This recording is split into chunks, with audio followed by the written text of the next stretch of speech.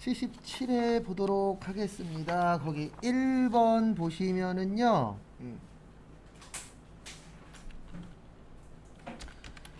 거기 보시면은 다음에 회계적 오류 중 발생한 다음 연도에 자동적으로 오류가 상쇄되는 건데 배운 적은 없습니다. 그래서 우리 요거를 기억하시면 조금 도움은 되실 거예요. 우리 마감할 때 자산하고 부채하고 자본은 어떻게 한다 그랬죠? 차기로 이월된다 그랬죠. 그 다음에 수익하고 비용은 손익에 대체해서 내년에 있다 없다? 없다. 그래서 정답은 1번이에요. 왜냐면 1번만 비용이고 2번의 선수 수익은 뭐죠? 부채죠. 그 다음에 미지급 비용도 부채. 기말재고 자산은 자산이잖아요. 자산부채 자본은 내년으로 넘어가다 보니까 올해가 많으면 내년은 줄어들거든요. 그래서 상쇄되는 효과가 나오는데 수익하고 비용은 올해로 끝나서 내년에 아무것도 없잖아요. 그래서 상쇄를 할 수가 없습니다. 그래서 정답은 1번이세요. 처음 푸는 겁니다. 처음이자 거의 마지막일 거예요. 저희 시험에 이렇게 자주 나오시는 유형은 아닙니다.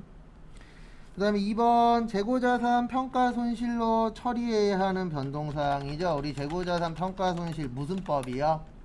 저가법. 그럼 저가법이라는 건 가치가 어떻게 되는 거죠? 네, 떨어지는 거죠. 그래서 정답 몇 번이요? 2번. 그 다음에 1번하고 3번하고 4번은 다 이거예요. 재고자산 감모손실. 그래서 분실이나 도난이나 파손은 이거는 금액이 줄어드는 게 아니고 물건과 관련된 거잖아요. 수량과 관련된 거. 그래서 우리가 수량과 관련된 거를 뭐라 그래요? 감모. 그 다음에 단가와 관련된 건 뭐라 그래요? 평가. 그래서 평가가 돈 맞추는 거라 그랬잖아요. 그래서 정답은 몇 번이 되세요? 2번이 됩니다. 같이 하라.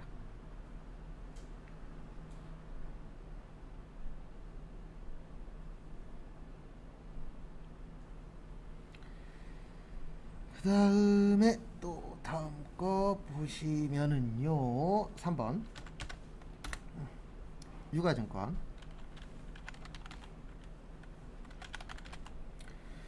그래서 거기 보시면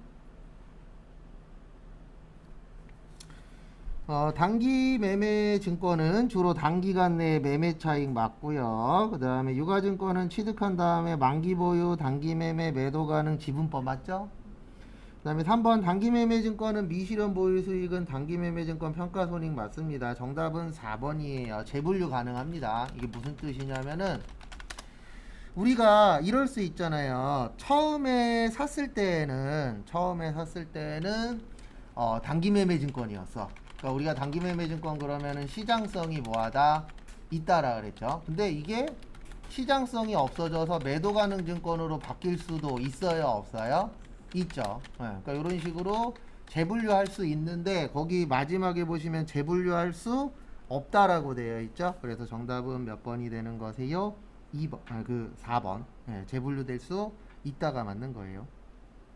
그러니까 재분류라는 게 뭐 딴 게 아니고 단기가 매도가 될 수도 있고 그 다음에 우리가 끝까지 갖고 있는 게 만기 보유 증권이잖아요. 근데 만기까지 못 버텨. 그러면 그 사이에 팔 수도 있죠. 그래서 결론은 바꿀 수 있다 없다? 있다. 근데 거기는 없다라고 되어 있어요.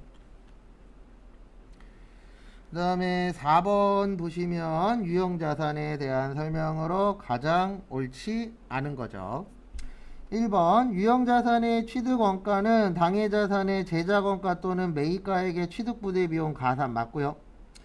그 다음에 새로운 건물을 신축하기 위하여 사용 중이던 기존 건물을 철거하는 경우에는 기존 건물의 장부가액은 새로운 건물의 취득원가에 가산한다. 정답은 2번입니다.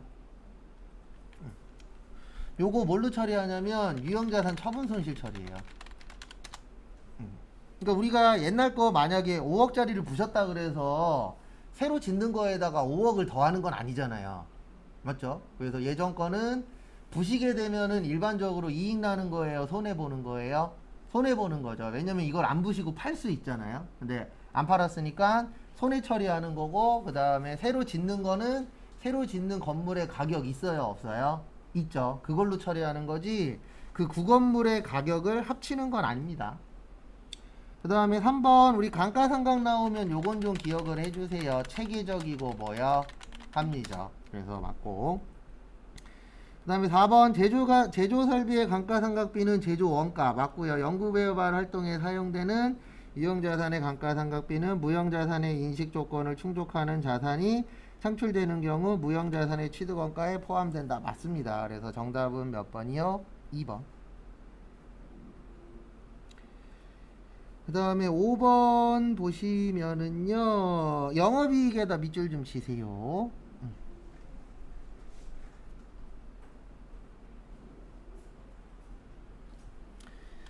그래서 우리 저기 뭐냐 영업이익 나오면 항상 요거 기억하셔야 돼요. 매출액 마이너스 매출원가는 매출총이익 마이너스, 이걸 외우시든가 아니면 어디 가라고요? 정기분 손익계산서 가면은 요 공식 있어요 없어요? 있어요. 그리고 항상 시험 문제 영업이익 나오면 맨날 둘 중에 하나예요. 하나는 공식 아느냐, 그 다음에 또 하나는 판매비와 관리비 구별할 수 있느냐. 그래서 거기 보시면은요 1번 무형자산으로 인식하고 있는 개발비에 대한 상각비, 요걸 무형자산 상각비라고 해요. 그래서 감가상각비 얘기하는 건데 어쨌든 무형자산도 영업과 관련이 있잖아요. 그러면 얘는 판매비와 뭐예요? 관리비예요. 그 다음에 두 번째 재산세, 우리 800번대 뭐요? 세금과 공과. 그 다음에 세 번째 교육훈련비, 800번대의 교육훈련비. 그래서 정답은 4번입니다. 왜냐면 컨트롤 F로 단기매매증권 평가손실 찾으시면 얘는 영업 외예요. 영업과 관련 있다 없다? 없다.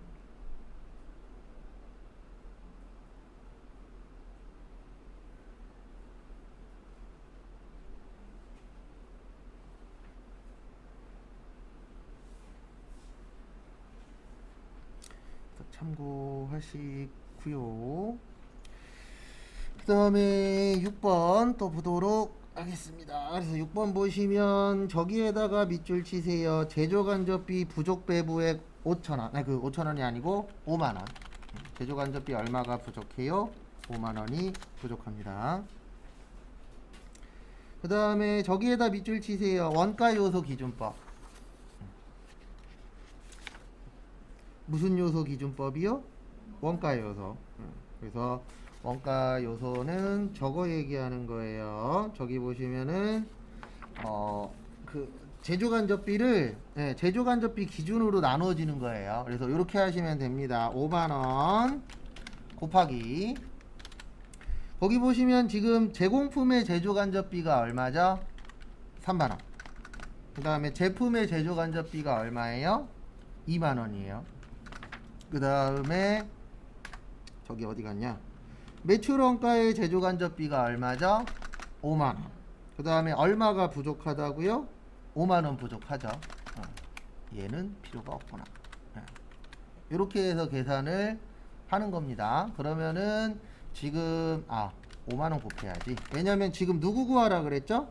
매출 원가 구하라 그랬죠. 그러니까 기준이 제조간접비가 되는 거예요. 그래서 5만원을 나눠줄 건데 뭐에 대해서만 나눠줄 거예요? 제조간접비 비율로 해서. 그러면은 얼마 나오냐면은 계산기,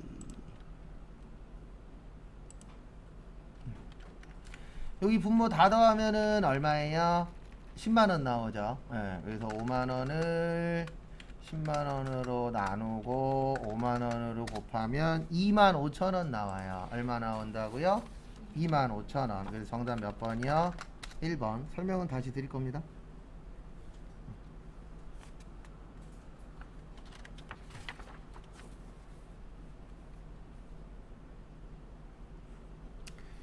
그래서 지금 이 5만원을 나눠주는 거예요. 요게 제조원가 제조간접비 무슨 액이라고요? 부족액. 그래서 거기 원가요소 기준법이라고 나오면 제조간접비 기준으로 나누란 얘기예요. 뭘 기준으로 나눈다고요? 제조간접비. 그러면 지금 제조간접비가 3만원, 2만원, 5만원이잖아요. 그래서 3만원, 2만원, 5만원인데 우리가 구해줘야 되는 거는 제공품, 제품, 매출원가 중에 뭐죠? 매출원가죠. 그래서 매출원가가 현재 그 3만원, 2만원, 5만원 중에서 얼마 갖고 있어요? 5만원 갖고 있죠. 그래서 그거에 맞춰서 하시면 되세요.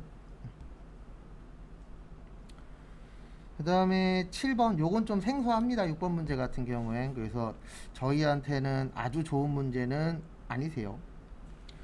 그 다음에 7번은 원가 행태 물어봤습니다. 뭐 물어봤어요? 원가 행태. 그래서 우리 원가 행태 나오면은 크게 변동비하고 무슨 비요? 고정비.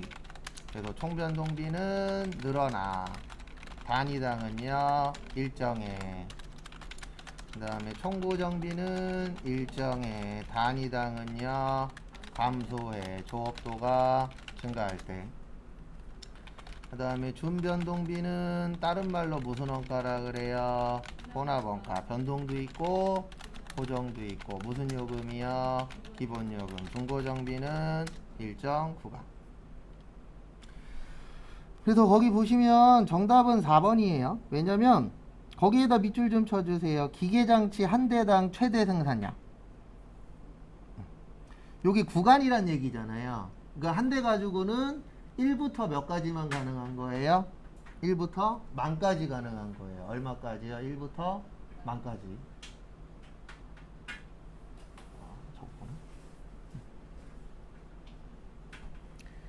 그래서 1부터 만까지니까 여기 구간으로 되어 있잖아요. 그래서 일정 구간은 어디라고요? 총 고정비.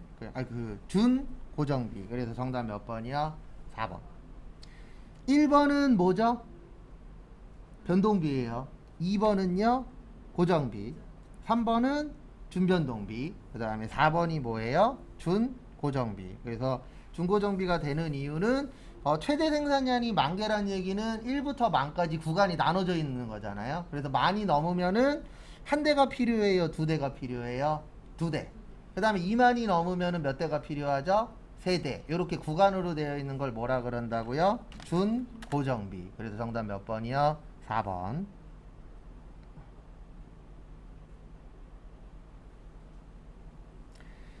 그 다음에 보시면 8번.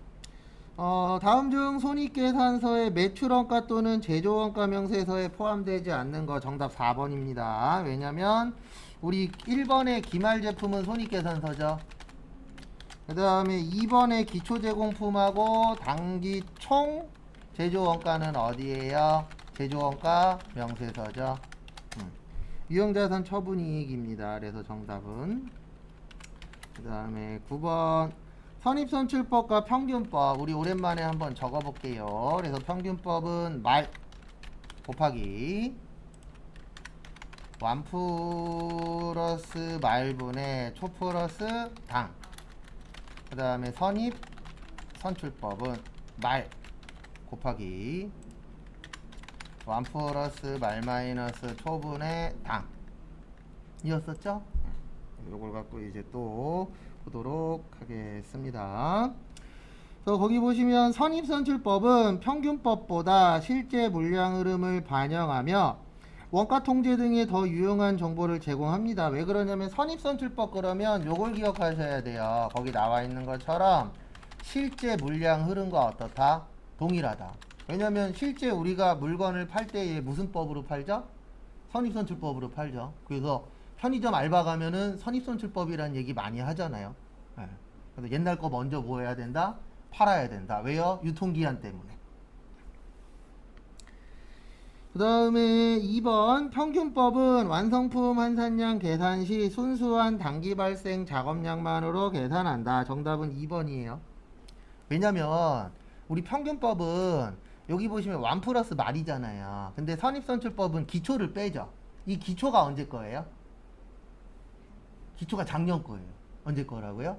작년 거. 그러면 작년 거를 빼면 올해 것만 남는 구조잖아요. 그래서 선입선출법이 순수한 단기 발생량으로만 하는 겁니다. 그래서 여기 보시면 되잖아요. 여기 당 하나밖에 없잖아요. 그래서 선입선출법은 올해 관련된 거고 평균법은 옛날 것도 포함해서 계산하는 겁니다. 그래서 기초 그러면 기초가 1월 1일이잖아요. 그 1월 1일이 언제 거라고요? 작년 거. 그 다음에 기말이 12월 31일이잖아요. 그러면 요거는 언제 게 되는 거예요? 내년 게 되는 겁니다. 그래서 그런 것들도 좀 주의하세요. 그래서 정답은 2번. 그 다음에 3번 기초제공품 원가에 대하여 평균법은 기말제공품에 배부합니다. 이게 무슨 뜻이냐면은 이거 한 2번인가 3번 적어드렸었는데요. 밑에는 수량이라 그랬죠. 위에는 뭐라 그랬죠? 원가라 그랬죠. 그래서 평균법 구할 때는 기초도 포함해서 계산하잖아요. 그 말이에요. 그 다음에 4번 기초가 없으면은 양쪽 다 똑같다 그랬죠. 그래서 정답은 2번입니다. 그 다음에 10번은 요거 기억 좀 해주세요. 우리 예전에 외웠었죠. 제공품 뭐요? 수량. 잠시만요. 위에는 왜 안 바뀌고.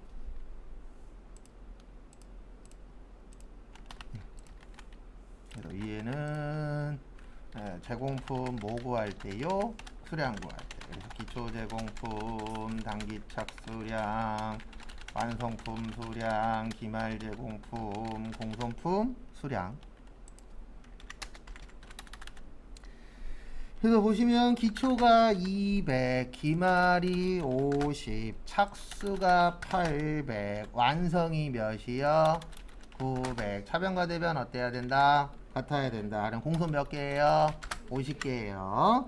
그 다음에 정상은 5%래요. 그러면 50개 빼기 5%면 45개. 그러면 5개가 뭐예요? 비정상. 요거는 정상. 그래서 정답 몇 번이요? 1번. 이 정도는 맞출 준비 꼭 하고 가십시오. 이거 어려운 문제는 아니에요. T자만 잘 기억하고 하시면.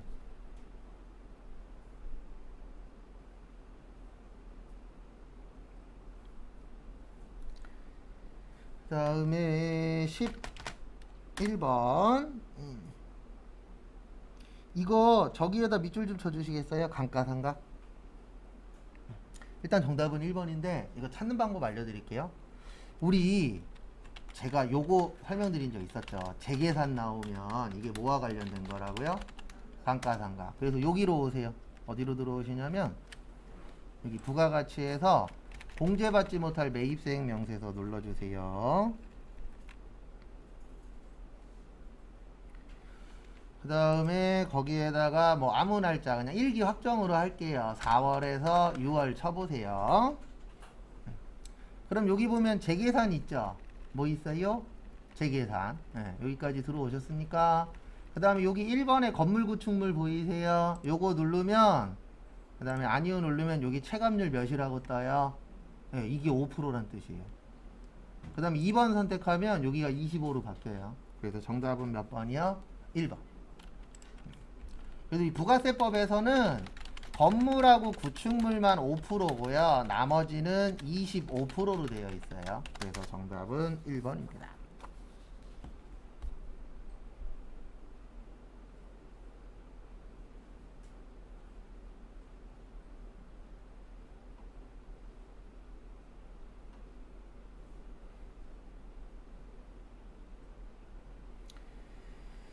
그 다음에 12번 보시면은요. 아이고 잠시만요. 이상한 게 떴구나. 우리나라는 신고납부주의예요. 원칙상. 그래서 우리나라에서 신고하는 방법은 총 3가지가 있습니다. 그래서 원칙은 각 사업장별로 뭐요? 신고 및 납부. 그 다음에 주사업장 총괄납부 제도라는 게 있습니다. 요거는 신고는 따로따로, 납부만 어디에서요? 주사업장.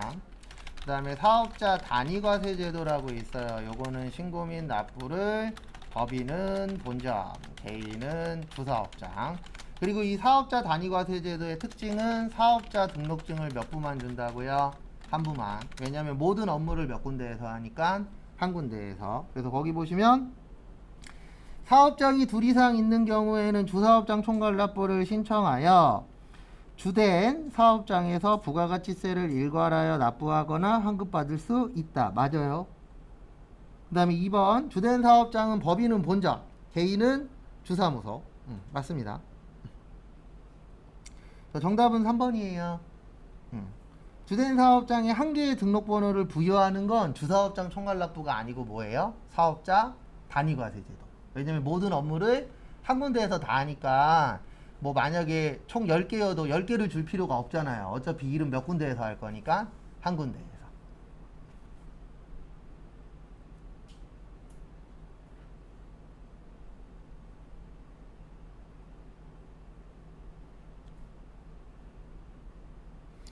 참고하시고요. 그리고 참고로 지금 풀고 있는 77회가 이론이 아주 좋은 이론은 아니에요. 이렇게 시험 문제 나오면. 왜냐면 아주 까다롭진 않은데 좀 사이사이에 하나씩 꼭 장난쳐 놓은 게 꼭 있어서 이렇게 나오면은 그 이론으로서는 아주 좋은 시험 문제는 아닙니다. 그 다음에 13번 다음 중 소득세법에 대한 설명으로 옳지 않은 것은 소득세 과세 대상은 종합소득, 퇴직소득, 양도소득 맞죠? 그 다음에 소득세법은 납세 의무자는 개인입니다. 그래서 거주자와 비거주자 외웠죠? 그 다음에 3번 소득세법은 열거주의 맞아요. 정답은 4번입니다. 왜냐하면 우리 퇴직소득하고 양도소득은 분리과세라 그랬어요? 분류과세라 그랬어요?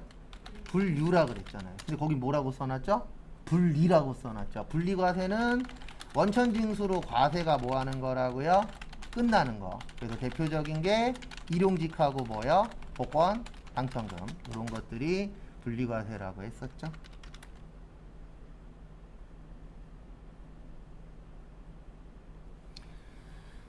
그 다음에 14번 중간예납. 그래서 중간예납 나오면 제가 정리해 드릴 거는 이거밖에 없어요. 중간예납은 어떤 구조로 되어 있냐면 11월 1일부터 11월 15일까지 고지서 뭐 한다고요? 발송해요. 그럼 요걸 받아서 11월 30일까지 납부하시면 되고요. 그 다음에 중간예납은 어떻게 나오냐면 직전 신고 금액의 몇 분의 몇이요? 2분의 1. 그리고 얼마 안 되면 안 날라온다고요? 30만원 미만이면 고지서 발송 안 하고요.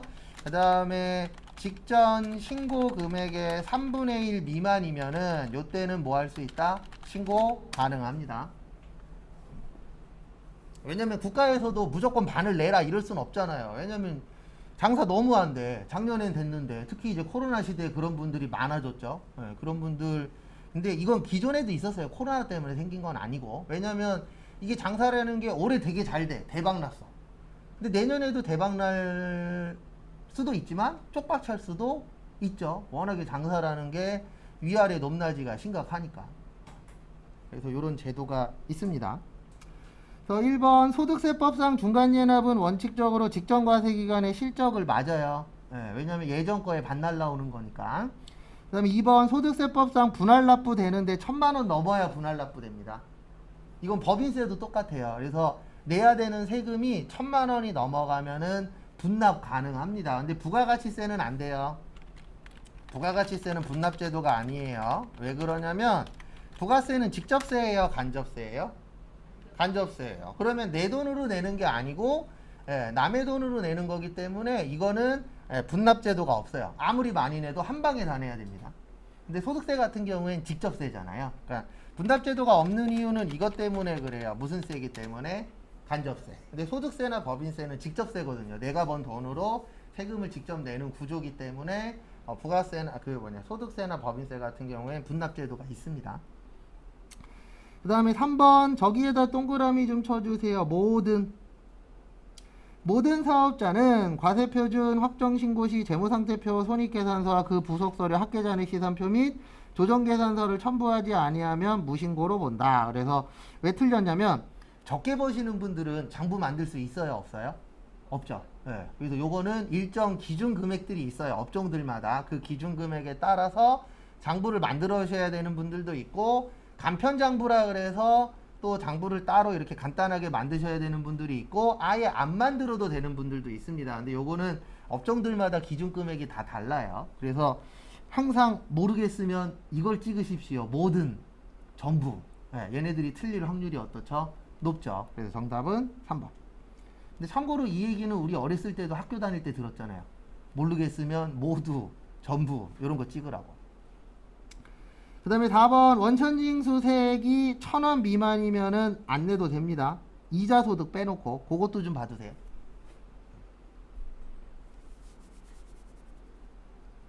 그러니까 1000원보다 작으면 세금 안 내도 돼요. 근데 이자소득은 무조건 다 내야 돼요. 이자는 100원이 나오면 100원이라도 내야 되거든요. 근데 나머지들은 1000원보다 작으면 그때는 안 내도록 되어 있어요. 그 다음에 기타 소득은 5만원이에요.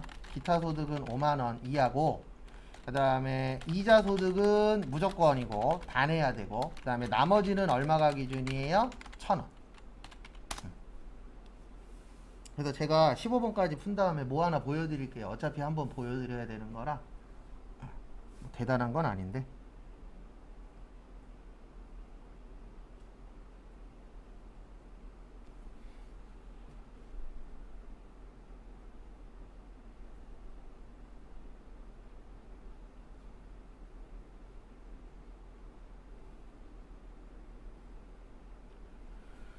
그 다음에 앞에 보시면은요, 그래서 정답은 몇 번이요? 3번. 그래서 제가 로또 복권 4등이 5만원이라 그랬잖아요. 5만원까지 뭐 안 내니까요. 세금 안 내니까. 그 다음에 15번. 다음 중 2018년도 현재 연매출 2억 원, 2억 원이죠? 그래서 정답은 4번. 109분의 9. 그래서 우리 세율이 102분의 2 있었잖아요. 그 다음에 중소 제조기업 개인은 104분의 4. 그 다음에 음식점 중에 법인은 106분의 6, 개인은 108분의 8. 2억 원 뭐야? 2야. 109분의 9. 그래서 정답 몇 번이요? 4번. 됐습니까? 네. 이거 우리 외웠잖아요. 2억 원은 109분의 9라고. 그 다음에 일단 실기 먼저 보도록 하겠습니다. 그래서 실기 보시면은요, 실무시험 분계하고 그 다음에 저거 할게요. 신호 확인은 분계까지 하고 일반 전표까지만 하고. 2월 25일 당사는 보통주 5,000원 만주를 주당 얼마에 발행했죠? 4,500원. 그래서 통장으로 들어왔죠. 보통 예금 얼마요? 4,500. 대변의 자본금 5,000. 그 다음에 원래는 500만원만큼 손해보 요거 먼저 해야 되는구나. 현금 얼마요? 150. 그러면 결론은 원래 500 손해봤었죠. 5천짜리 4,500에 했으니까. 근데 그 상태에서 얼마를 더 썼죠? 150을 더 썼죠. 그러면 500만원 손해본 상태에서 150 더 쓰면은 650 손해입니다. 근데 거기 보시면 기존에 이익 났었던 거 얼마 있죠? 300 있죠. 그래서 주식 발행 초과금 얼마야? 300. 그래서 상기 처리해 주셔야 됩니다. 설명은 다시 드릴 거예요. 그 다음에 차변과 대변 어때야 된다? 같아야 된다. 그래서 차변의 주식 할인 발행 차금 얼마야? 350. 일단 정리 먼저 하시고.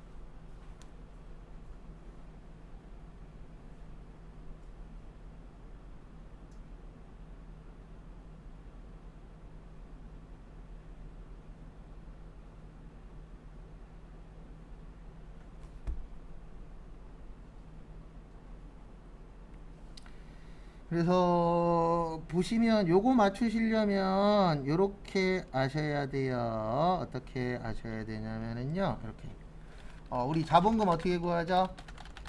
주식 발행수 곱하기 액면가액. 일단 요거 아셔야 되고, 그 다음에 유가증권의 주식하고 사채를 발행하거나 뭐 할 때요?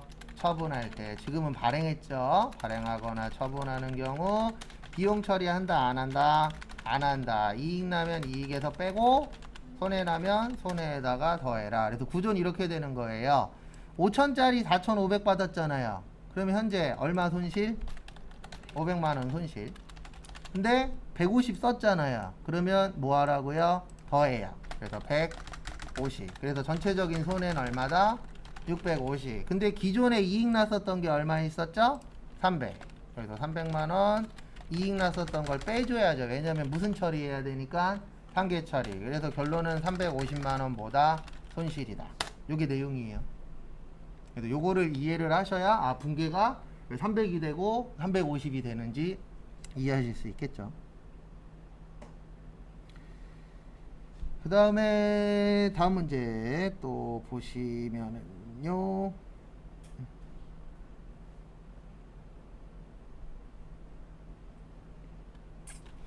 두 번째 3월 5일 당사는 전기의 원재료를 수입할 때 계상한 캐롤 지니어의 외화 외상 매입금 50만 달러를 전액 보통예금으로 지급하였다. 전기말 적용 환율은 1,100원이었고 그 다음에 상환시에는 얼마였어요? 1,000원이었죠. 그 다음에 외상 매입금으로 쓰래요. 그래서 3월 5일 날 차변의 외상 매입금 5억 5천 캐롤 지니어. 대변에 내가 갚을 때에는 5억만 갚으면 됐죠. 그래서 이익 났어요, 손해 났어요? 이익 났죠. 외환 차익 5천.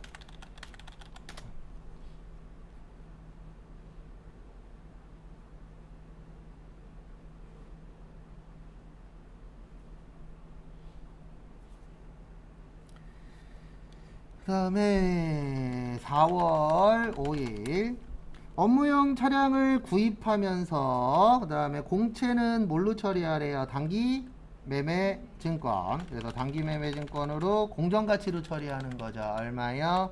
20. 그 다음에 현금으로 125. 그러니까 그 공채 매입액이랑 공정가치랑 차이 나는 그 5만원 있죠. 요거는 부대비용으로 처리하라 그랬어요. 무슨 비용이요? 부대비용. 그래서 차량 운반고 105만원. 일단 적으세요. 설명도 드릴 거예요. 그러니까 지금 이 문제는 우리가 풀던 거 두 개를 섞어 놓은 거예요. 원래 우리는 기존에 하나만 했었는데 요거는 좀 섞어 놓은 거다라고 보시면 될 것 같습니다.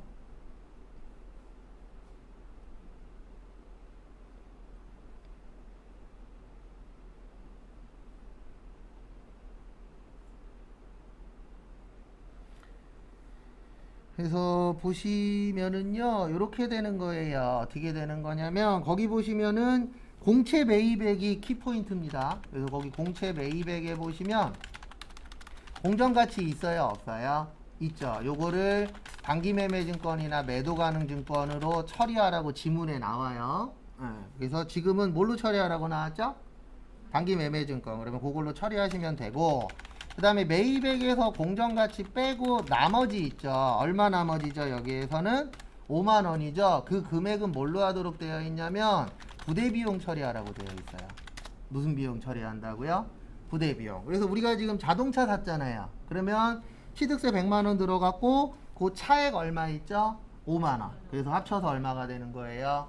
105만원. 근데 참고로 이 문제는 우리가 지금까지 풀었었던 거 두 개를 합쳐 놓은 거예요. 그러니까 헷갈리실 수 있습니다. 따로따로 있을 때는 잘 푸시는데 좀 헷갈리실 수 있어요.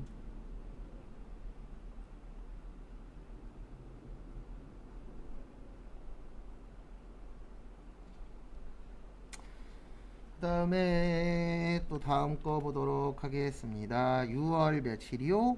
24일.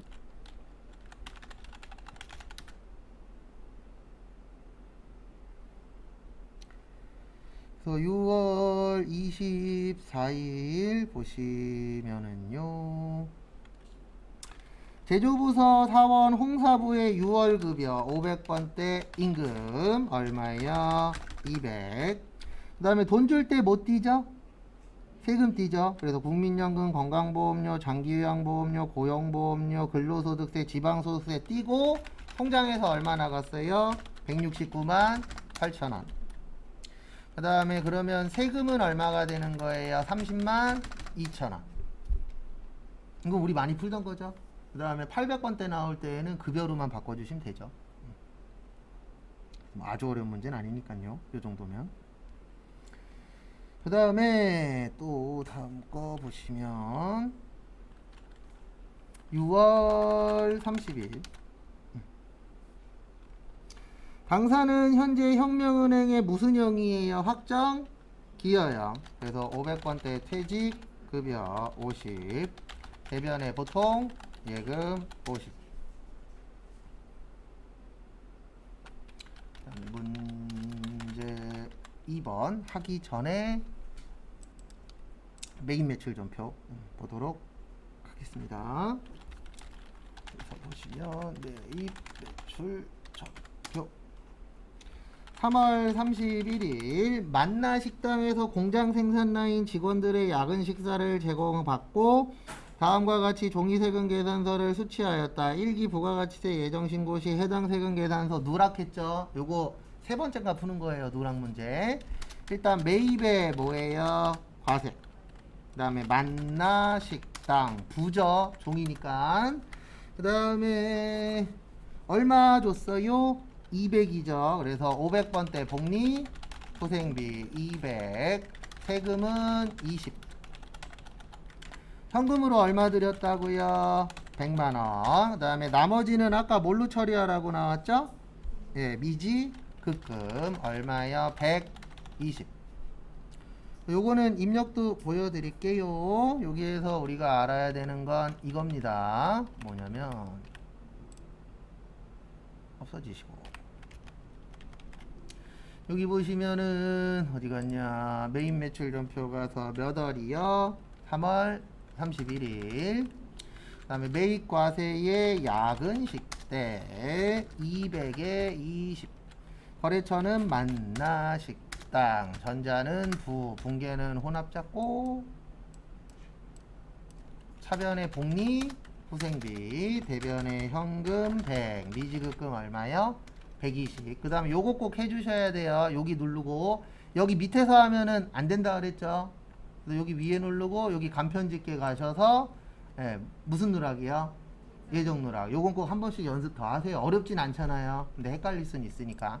그래서 예정 누락 하시고 지금 이 문제가 2018년도 문제예요. 여기 위에 보시면 그 다음에 이거 1기 확정 때 넣는 거잖아요. 그래서 1기 확정은 몇 월부터예요? 4월부터.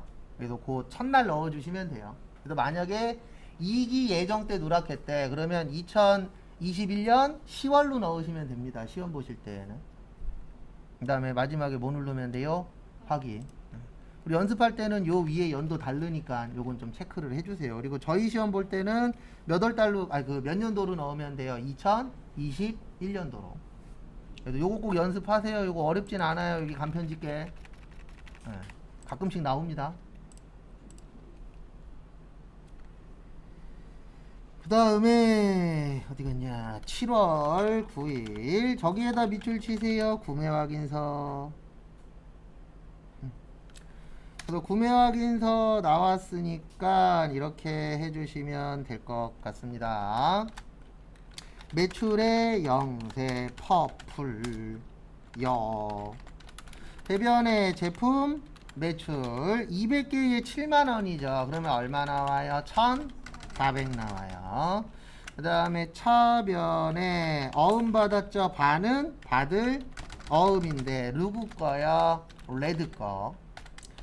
그 다음에 나머지는 뭘로 하셨어요? 네, 외상으로 했죠. 그래서 외상 매출금 여기도 얼마요? 700. 왜냐면 반반씩이니까. 그 다음에 7월 15일은 저기에다 밑줄 치세요. 첫 번째 줄에 매출거래처, 두 번째 줄에 전자세금 계산서. 그러면은 7월 15일은 이렇게 처리하시면 되죠. 매입의 불공. 그 다음에 신진여. 매출거래처는 몇 번대 접대비라고요? 800번대. 그래서 800번대 접대비 110. 그 다음에 30만원은 수표 발행했대요. 무슨 예금? 당좌예금. 그 다음에 나머지는 외상으로 했대요. 미지 급금 얼마요? 80.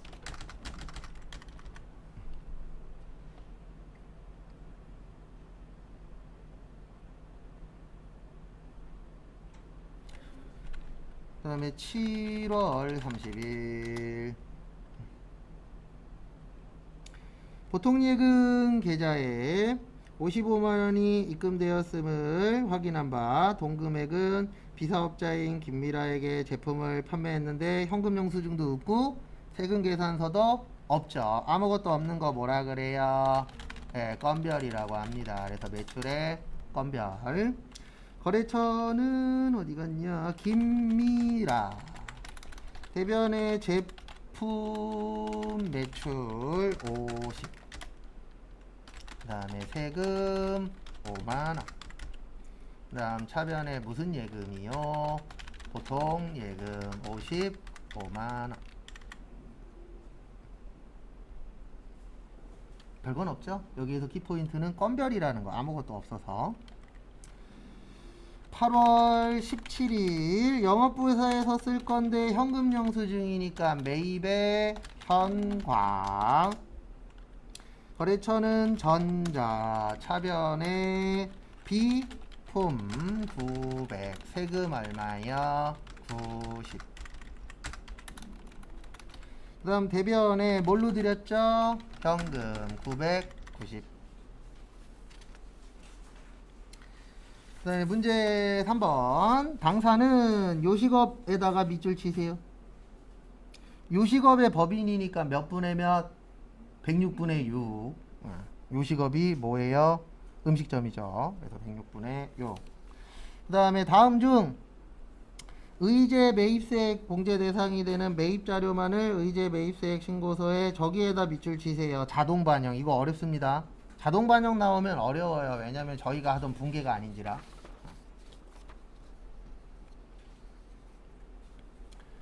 그래서 예정분은 없는 것으로 하며 매입 가격은 거래일에 뭘로 줬대요? 현금으로. 그래서 거기 보시면 첫 번째 마늘, 네, 긴 마늘, 농민. 요거 될까요? 안 될까요? 돼요? 안 돼요? 안 돼요. 왜 안 돼요? 계약서를 안 되는 게 아니잖아요. 농어민은 누구만 가능? 제조업만. 근데 이분 뭐라고요? 음식점. 그래서 안 되는 거예요. 이해되시죠? 네. 그래서 안 되는 이유는 딴 게 아니고 누구라? 농어민이라 안 되는 겁니다. 왜냐면 우리는 누구라고요? 제조업이 아니잖아요. 그래서 안 되고 음식물 쓰레기는 안 됩니다. 왜냐면 원재료만 된다 그랬잖아요. 그래서 결론은 누구만 되는 거예요? 사과만 되는 거예요. 누구만이요? 사과. 그래서 사과만 되는데 저기 보시면 21만 얼마라고 되어 있죠? 2,000원. 그래서 앞에 보세요. 이거 진짜 어렵게 낸 문제라 왜 이렇게 내셨는지 모르겠어요. 우리 106분의 몇이라고요? 6이에요. 그러면 이런 게 어디였어? 21만 2천원 나누기 106 곱하기 6 하면 12,000원 나와요. 얼마 나온다고요? 12,000원이 부가세입니다. 그래서 이거 분개하면 이렇게 돼요. 어떻게 되냐면은요.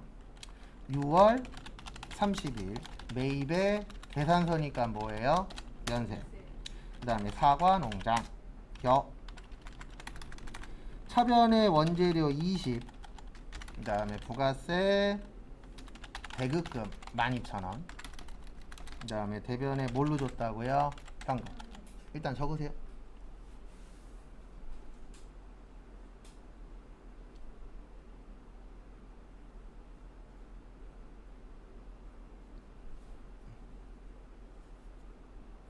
실무에서는 이렇게 안 해요. 실무에서는 이 부가세 관련된 걸 일반 존표에다가 넣거든요. 근데 요 분은 우리 시험 볼 때는 무조건 하나 안에서 해결을 다 해야 되잖아요. 그래서 세금 부분까지 다 넣어 주셔야 됩니다. 그리고 이렇게 나오면 죄송한데 맞출 확률은 한 5% 미만? 5%도 안 될 수도 있어요. 워낙에 이런 문제들은 거의 없어서. 왜 12,000원인지는 이해되시죠? 106분의 몇이니까? 6이니까. 그 다음에 우리 지금 하고 있는 게 매입세액이잖아요. 그래서 우리 매입세액을 뭐라 그래요? 부가세, 배급금. 그래서 이 의제 매입세액의 뜻이 뭐냐면 원재료 금액 중에 일부를 부가세로 인정해 주겠다는 뜻이에요. 그래서 이렇게 나오시면 됩니다. 여기로 와주세요. 매입 매출 전표 몇 월 며칠이요? 6월 30으로 일단 오세요. 6월 30으로 오시고 그 다음에 같이 나올 겁니다. 일단은 매입의 면세 몇 번이에요? 53번. 그 다음에 품목은 사과예요. 뭐요? 사과. 그 다음에 거기 보시면은 20kg라고 되어 있죠. 그래서 수량의 20. 그 다음에 공급가액에다가 요거 총 얼마짜리예요? 21만 2,000원이죠. 이렇게 치면 단가는 자동으로 떠요. 단가 따로 계산 안 해도 돼요. 수량하고 공급가 치면 얘가 알아서 단가 계산해요. 근데 부가세는 지금 나오면 안 됩니다. 왜 안 되냐면 이거 면세잖아요. 그래서 요 위에는 나오시면 안 돼요. 그리고 들어가지도 않아요. 왜냐면 눌러지지도 않아요. 그러니까 비싼 프로그램과 싼 프로그램의 차이가 이런 거예요. 싼 거 쓰시잖아요. 그럼 여기 눌러져요. 근데 비싼 거 쓰면은 락 걸어버리더라고요. 입력하면 안 되는 공간에다가. 그게 좀 장점. 그 다음에 무슨 농장이요? 사과 농장 넣으시고, 그 다음에 전자는 여, 붕괴는 혼합 잡으시면 돼요. 뭘로 잡으시면 돼요? 혼합. 그 다음에 여기는 바꿔주셔야 돼요. 항상 이 밑에는 우리가 적은 붕괴하고 똑같이 만드는 겁니다. 그러면 아까 우리가 적었을 때 원재료가 21만 2천원이 아니었죠. 얼마였죠? 20만 원이었죠. 그래서 여기 20만 원으로 바꾸고, 부가세 무슨금, 대급금 12,000원. 그 다음에 대변에 모여 현금. 이렇게 넣어주시면 될 것 같습니다.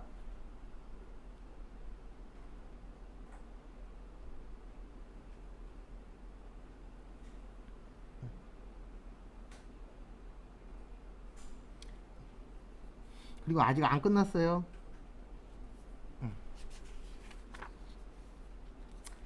거기 지문에 보시면 자동 반영이라고 되어 있어요. 무슨 반영이요?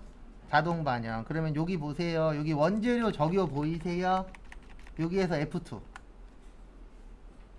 여기 조그만 칸에서 하시면 돼요. 여기 원재료 옆에 조그만 칸에서 F2 누르시면은 요거 나올 거예요. 적요들이 쭉. 여기 보면 의제 매입세 공제신고서 무슨 반영분? 자동 반영분. 요거 선택해 주시면 됩니다. 여기에서 해야 돼요. 원재료 여기 조그마한 칸에서. 그래서 F2 누르시고 의제 매입세 공제신고서 무슨 반영분이요? 자동 반영분 선택해 주시면은 자동으로 반영이 됩니다. 제가 봤을 때 이거 내신 분은 약간 뭐라 그래야 되나, 너무 어렵게 낸 편이에요. 이거는 이제 실무에서 이쪽 하시는 분들이나 할 줄 아는 내용이지, 다른 쪽 파트 하시는 분들은 전혀 모르는 내용이거든요. 여기까지 되셨죠? 그리고 아직 안 끝났습니다. 나오세요. 요 화면에서 나오시고 여기로 와주세요. 여기 부가가치세 보시면 의제 매입세액 모여 공제 신고서 눌러주세요. 그 다음에 저희가 지금 한 게 1기 확정이에요. 몇 기 확정이요? 1기 확정. 몇 월에서 몇 월이요? 4월에서 6월. 근데 여기 바꿔주셔야 돼요. 여기 20만원으로 되어 있죠. 얼마로 바꾸세요? 21만 2천원. 그리고 102분의 2가 아니고 몇 분의 몇이요? 106분의 6. 이렇게 바꿔주시면 끝. 근데 미리 말씀드리는데 이거 약간 억지 문제예요. 원래 이렇게 안 해요. 실무적인 것도 간단하게 설명을 좀 드릴게요. 여기 21만 2천원에 106분의 6 해야 얼마 나오죠? 12,000원 나오죠. 원래는 이렇게 하는 거예요. 원래는 6월 30일 날 메인 면세에 사과 농장에 여잖아요. 원래는 원재료가 21만 2천원, 대변에 현금 얼마요? 21만 2천원 이렇게 해놓고, 그 다음에 일반 전표 가서 원래 일반 전표 가고 6월 30날 차변에 부가세 대급금 얼마요? 12,000원. 그 다음에 대변에 원재료 얼마요? 12,000원. 적요 몇 번이요? 8번. 원래는 이렇게 해야 돼요. 근데 저희 시험의 특징 중에 하나가 뭐냐면 무조건 하나에다 하라고 되어 있잖아요. 그래서 이 두 개를 섞어서 여기에다가 넣어버린 거예요. 답으로는. 그러니까 약간 안 맞아요, 실무하고. 근데 그건 어쩔 수 없어요. 시험의 특징 때문에 이거를 메인 매출 전표에다 넣고 일반 전표에다 넣으셔 이렇게 해버리면은 양이 많아지잖아요. 그래서 원래는 요 분계 하나를 이렇게 쪼개버려야 돼요. 원래는. 참고로 이거랑 여기 잠깐만 봐주세요. 이 분계랑 얘랑 똑같은 거예요. 결과값으로는. 왜냐면 원재료 12,000원 빼면 얼마 돼요? 20만원 되잖아요. 그래서 이런 식으로 좀 차이는 있습니다. 그래서 실무 가시면 초반에 좀 헷갈리시는 부분들이 생길 수 있어요. 왜냐면 이론하고 실무하고 좀 차이는 실제 있으니까. 매출 공급가액 입력해야 되지 않나요? 어느 공급가액이요? 매출 공급가액 지문의 세 번째 줄. 있구나. 1기 확정 신고 기간에 매출 금액 얼마예요? 3억 3천. 예, 여기에다 넣으셔야 돼요. 요거는 있으면 넣어야 됩니다. 3억 3천.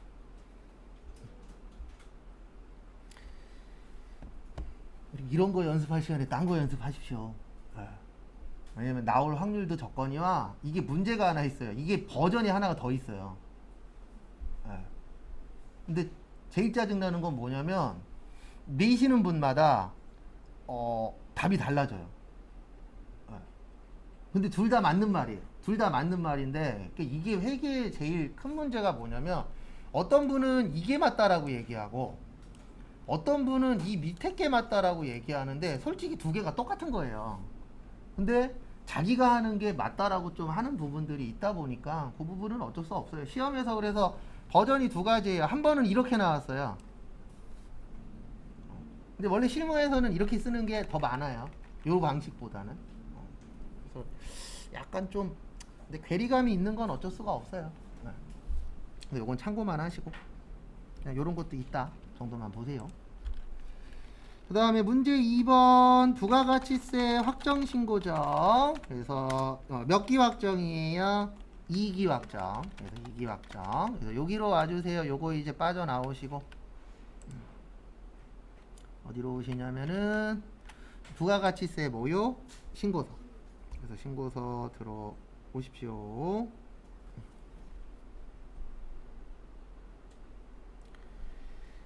그래서 보시면 10월 1일에서 몇 월 며칠이요? 12월 31일 매출 자료부터 보도록 하겠습니다. 1번 매출의 과세. 근데 중요한 게 뭐냐면 종이발행분 있죠? 종이발행분은 가산세 내셔야 됩니다. 몇 프로요? 1%. 근데 왜 내야 되냐면 우리 그 전자세금계산서 의무발행자라고 있어요, 없어요? 있어요. 법인하고 개인 중에서는 직전 연도 공급가액이 얼마 이상이요? 3억 원 이상. 근데 우리는 시험 볼 때 무조건 2분이에요, 법인. 그래서 종이로 발행하면 무조건 종이 발행한 부분에 대해서 가산세를 내셔야 돼요. 왜냐면 법인은 무조건 뭘로 하라고 되어 있어요? 전자로. 근데 말 안 들었잖아요. 말 안 들으면 뭐 더 낸다고요? 세금 더 낸다.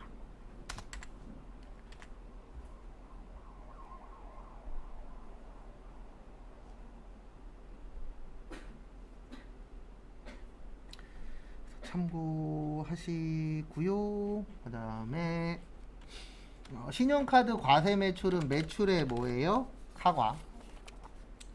그 다음에 현금 과세 매출액에서 조심하셔야 되는 게 현금 영수증은 매출의 현과, 현금 영수증 미발급 부분 그 매출의 건별, 직수출액은 매출의 수출. 그 다음에 대손 금액이죠. 그러면 요건 마이너스 400. 회수했을 때는 플러스 400이에요. 그 다음에 지금처럼 공제받아야 될 때는 뭐요? 마이너스 400. 그래서 일단 하나씩 넣어보도록 하겠습니다. 그래서 1번에다가 9억 8천 네 9,800 하고 요거 가산세는 여기에다 넣으시면 돼요. 여기 60 몇 번이요? 2번. 여기에다가 1,000만원에 얼마요? 10만원. 여기 무조건 2%로 나와요. 근데 여기도 맞게는 해주긴 했습니다. 지금까지는. 요 옆에 몇 프로죠? 1%죠. 그래서 여기에다 그냥 1,000만원 넣은 것도 맞게는 해줬어요. 근데 왜 그러냐면 얘 넣는 공간이 없어요. 맞죠? 종이세금계산서 가산세라는 게 없잖아요. 그러다 보니까 요 위에도 맞게 해줬었는데 최근 시험은 여기가 답으로 나왔어요. 그래서 앞으로는 여기에다 넣으세요. 별다른 내용 없으면. 어쩔 수 없습니다. 우리는 시험에 일단 맞춰야 되잖아요. 근데 솔직히 뭐 위에다 넣나 밑에다 넣나 내는 금액은 똑같은데 위치는 아래 걸로 좀 기억을 해주세요. 그 다음에 카드는 3번이죠. 그래서 3번에다가 일단 2,000에 200. 그 다음에 현금 영수증도 여기 포함이니까 2,000이 이제 얼마가 돼야 돼요? 3,000. 맞죠? 2,000에다 1,000이니까. 그 다음에 4번은 건별이죠. 50에 얼마요? 5만원. 그 다음에 또 다음 거 보시면은요. 여기까지 됐고요. 직수출은 몇 번이에요? 6번. 6번에 5천. 그 다음에 8번에 마이너스 얼마요? 400. 일단 그러면 매출은 끝. 그 다음에 이제 자료. 전자세금 계산서 과세 매입액이 7억 2천이 있었는데요. 그 밑에 거 하나씩 할 거예요. 원재료는 매입과세의 일반, 기기장치는 매입과세의 고정, 거래처는 매입 불공의 일반. 되셨죠? 그 다음에 무슨 세액이요? 미완급세액. 그 다음에 전자신고세액공제 얼마요? 만원. 그래서 또 하나씩 넣어 볼 겁니다. 일단은 10번에다가는 6억 3천에 6,300이죠. 왜냐면 거기 원재료하고 접대 목적. 그 다음에 접대 목적은 두 번 넣는다 그랬어요. 불공은. 그래서 여기 불공란에다가 얼마 한 번 더 넣어야 돼요? 1,000만원에 100만원. 그 다음에 11번 가서 9천. 네, 900. 그 다음에 미완급세액은 21번입니다. 21번에 300.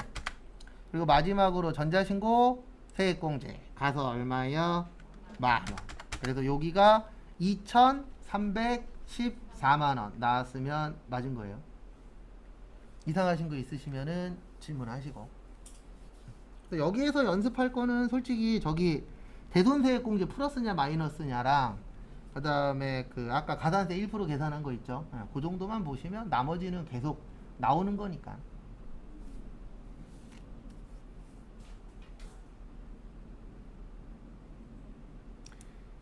그 다음에 문제 몇 번이요? 4번. 별사. 당사는 부동산 임대업을 하고 있대요. 11월 1일 임차인으로부터 몇 개월치요? 6개월치. 그래서 보시면은요 6개월치.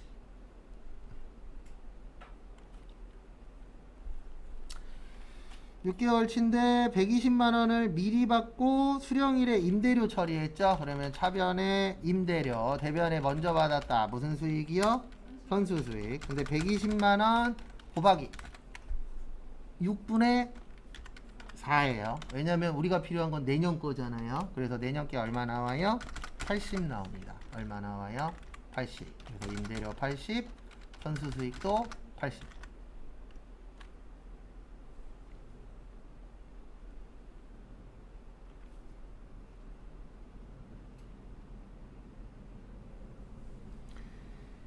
그 다음에 보시면 2번. 또 외화 나왔죠. 외화 장기 차입금이 800인 줄 알았는데 1100이 돼 버렸어요. 그러면 300만원 올랐죠. 외화 환산 손실 얼마 올랐다고요? 네, 300 올랐습니다. 그 다음에 대변의 외화 장기 차입금도 300 올랐겠죠. 무슨 은행이요? 시티은행. 그 다음에 3번 보시면은요. 기말 재고 자산을 조사한 결과 원재료가 90만원이 부족했는데 왜 부족했나 봤더니 기기장치 수리하는 데 썼죠. 500번대 수선비. 그 다음에 대변에 원재료 적요 8번. 무슨 대책? 타개정 대책.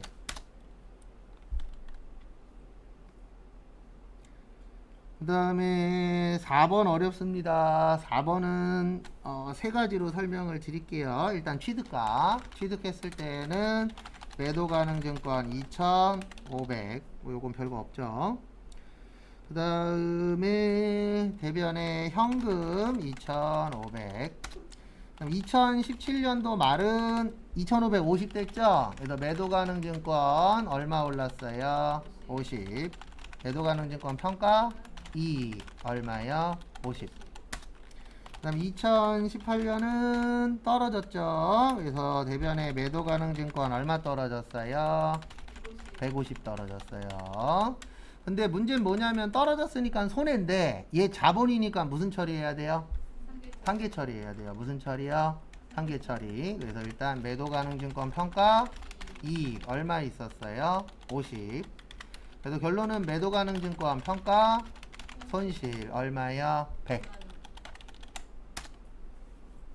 설명은 한 번 더 할 겁니다.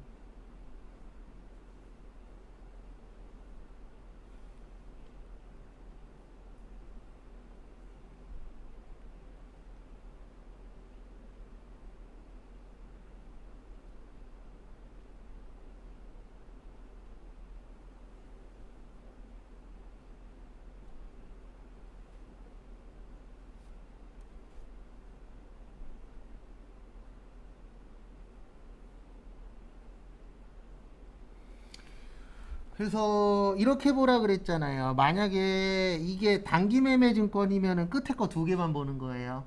그래서 단기 매매 증권이면은 그냥 평가 손실 얼마가 되는 거예요? 150. 그리고 매도 가능 증권이면 처음과 끝만 보시라 그랬어요. 그래서 2,500이 2,400 됐으니까 얼마 손실? 100만 원 손실이 나와야 돼요. 분기했을 때. 그래서 그렇게 좀 볼 줄 아시면은 문제 푸는데 조금은 도움이 되지 않으실까?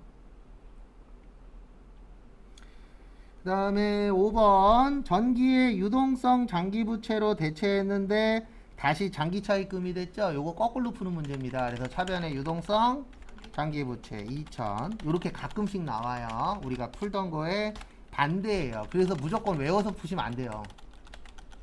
요게 답입니다. 그러니까 이거는 뭐냐면 우리가 원래 유동성 장기부채라는 건 1년이 넘던 게 1년 이내가 되는 거잖아요. 요거는 1년 이내 게 몇 년이 넘어가 버린 거예요? 1년이 다시 넘어가 버린 거예요. 이럴 수도 있어요, 없어요? 있어요. 불가능한 얘기는 아닙니다. 왜냐면 돈 갚으려고 했는데 다시 갚을 돈이 없어. 그러면 다시 연장해야죠. 그런 내용이라고 봐주시면 되세요. 이렇게 나오면 아주 좋은 건 아니에요. 왜냐면 5개가 다 뭐죠? 수동이죠. 네, 지금까지 이렇게 나온 적은 한 2번인가 3번 정도 그렇게 많지는 않습니다. 올수동이에요.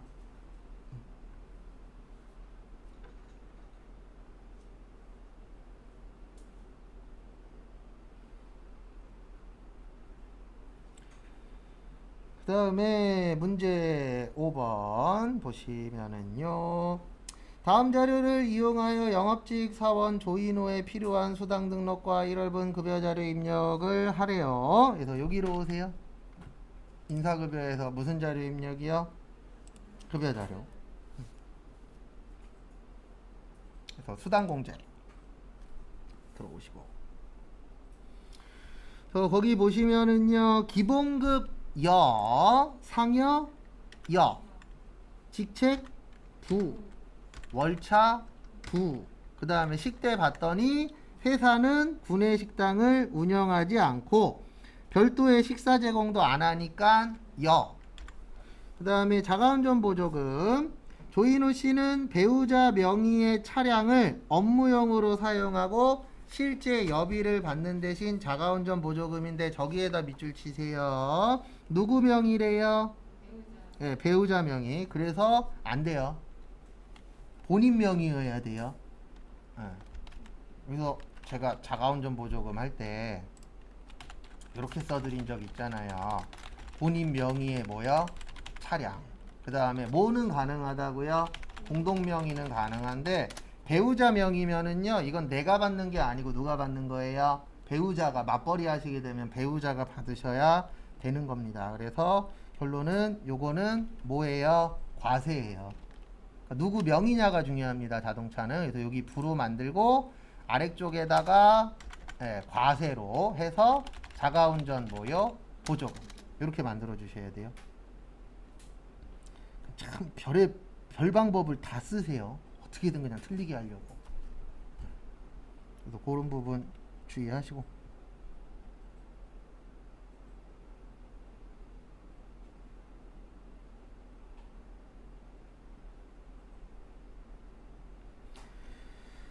그 다음에 또 다음 거 보시면은요. 지금 저희가 저기까지 했죠. 어디까지 했냐면은 자가운전 보조금. 그 다음에 야간 근로수당. 야간 근로수당은 별 얘기 없으면 무조건 여로 가세요. 그 다음에 우리가 지금 안 넣은 게 자격수당 있죠. 자격수당은 과세고요. 그 다음에 거기 보시면 육아수당인데 만 2세하고 만 5세죠. 우리 몇 세 이하 자녀가 있어야 된다고요? 6세 이하. 그래서 6세 이하에 해당이 되니까 비과세의 육아수당. 그래서 여기도 뭐요? 육아. 되셨습니까? 네. 그 다음에 그 밑에 거는 뭐 추가할 거 없죠? 그 다음에 이제 월급 넣으시면 됩니다. 1월. 그 다음에 며칠이요? 네, 말일이니까 31일. 그 다음에 조인호 씨 기본급 180, 상여 25, 식대 12, 야간근로 20, 자가운전 15, 자격 5만원, 육아 얼마요? 20. 국민연금 넣고 건강보험, 장기요양 맞고 고용 맞고 소득세 47,620원. 네, 4,760원. 여긴 원천징수 이행상황 신고서 하라는 말 없죠? 그래서 급여자료 입력 나오면 핵심은 여기에요. 수당공제. 그래서 거기가 준비를 하셔야 됩니다. 잘 나오니까 시험 때. 그 다음에 문제 2번 보시면은요. 그래서 아까 본 것 중에서 저 자가운전 보조금 있죠? 네, 누구 명의여야 된다고요? 본인 명의. 그 다음에 어디까지는 된다고요? 공동 명의까지는 된다라는 거. 그거 좀 체킹을 해 주십시오. 그 다음에 5번. 다음에 연말정산 관련 자료를 보고 생산직 사원 장필주의 세부담 최소화를 위한 연말정산 추가 자료 입력 메뉴에 연금, 저축 등 탭 및 그다음에 연말정산 입력 탭을 하라고 합니다. 그러면 해야죠. 그래서 보시면은요. 여기로 오십시오. 어디로 오시냐면은 연말정산 추가 자료 입력 오셔서 몇 번이요? 105번.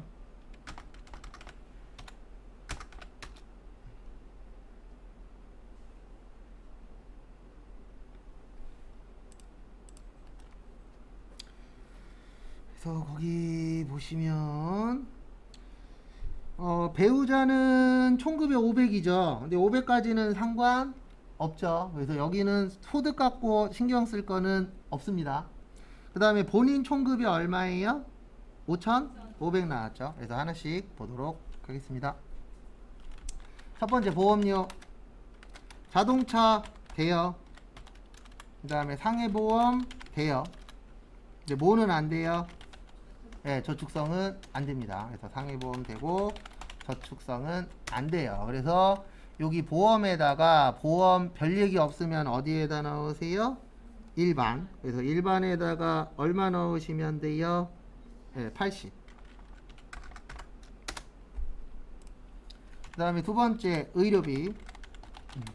위암 대여, 한약 대여. 무슨 목적이라? 치료 목적. 라식 대여, 치아미백 대여.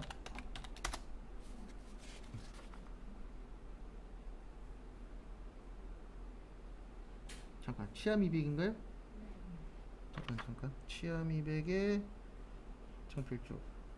남호연 씨. 남호연이가 배우자고 480에 50에 치아미백은 안 돼요. 맞다. 미백은 이걸로 보잖아요. 네. 성형 쪽으로. 그래서 안 돼요. 미백은.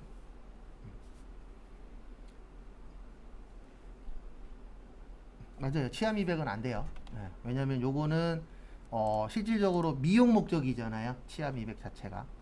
그래서 의료비는 요렇게 넣으시면 됩니다. 거기 보시면 어디 갔냐? 장필주님은 본인이죠. 그래서 장필주 본인이고 그 다음에 본인의 일단 얼마요? 잠시만요. 아버님 몇 살이죠? 69세. 네. 그러면은 거기 아버님이 장국환님이죠. 장국환님 400에다가 장필주 80 해서 얼마요? 여기에다 480. 그 그 다음에 나머지 그 밖에다가 얼마요? 50. 그 다음에 교육비. 대학교 되고요. 영어학원. 대학교 아버님. 잠시만요. 장국환님이죠? 장국환님 안 돼요. 아버님이라. 네. 그 다음에 영어학원 장부천이죠. 네, 부천이는 지금 무슨 학생이에요? 중학생이죠. 그래서 영어학원 안 돼요. 교복구입비 되는데 얼마까지? 50만원. 그 다음에 태권도 학원비 돼요. 왜냐면 여천이는 아직 뭐죠?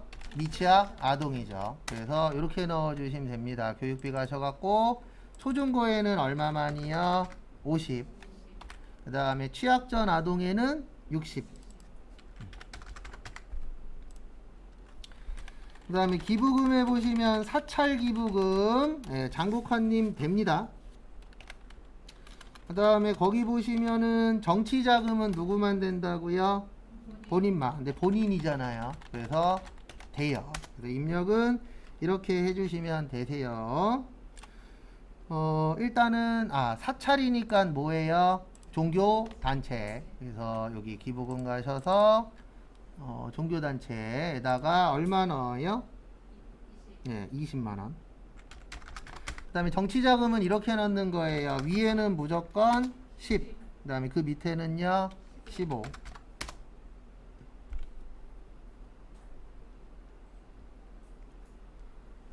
그 다음에 다음 거 신용카드. 그래서 신용카드 보시면은요 장필주 본인이죠. 라식 수술비 포함됩니다. 의료비하고 합칠 수 있다 그랬잖아요. 그래서 신용카드 얼마예요? 2,200. 그 다음에 보실 게 저기 어디 갔냐? 직불카드. 직불카드는 조심하셔야 되는 게 자동차 보험하고는 이중공제 돼요? 안 돼요? 안 돼요. 그래서 540. 맞죠? 60만원은 뭐 해야 되니까? 빼야 되니까. 그래서 540. 그 다음에 현금영수증. 현금영수증은 55만원에서 30만원 빼야 되죠? 그럼 얼마 나와요? 23만원. 그 다음에 전통시장에 얼마요? 30만원. 전통시장 난 따로 있잖아요. 넣어줘야죠. 전통시장은 전통시장에다가. 이거 무슨 얘기인지 이해하셔야 돼요. 전통시장은 전통시장에다가 넣어주셔야 돼요. 포함이니까 30만원 빼면 얼마 나와요? 23만원 나오잖아요. 그래서 23이 아니고 5타 났네. 3이 아니고 얼마예요? 5예요. 그래서 이렇게 넣으시면 되죠. 여기 신용카드 가셔서 아까 신용카드에 2,200. 그 다음에 현금영수증이 아까 25만원. 직불카드가 540. 그 다음에 어디 갔냐? 전통시장 얼마였어요? 30. 그 다음에 연금저축은 누구 것만 된다고요? 그래서 우리은행만 넣으셔야 돼요. 그래서 여기 연금저축 가셔서 F2 무슨 은행 거요? 우리은행 거. 그 다음에 계좌번호는 123-4567-89000. 그 다음에 납입금액 얼마요? 300. 끝. 됐습니까? 이상한 거 있으시면은 질문하시고요. 없으면 잠깐 쉬었다가 12시 반에 보도록 하겠습니다.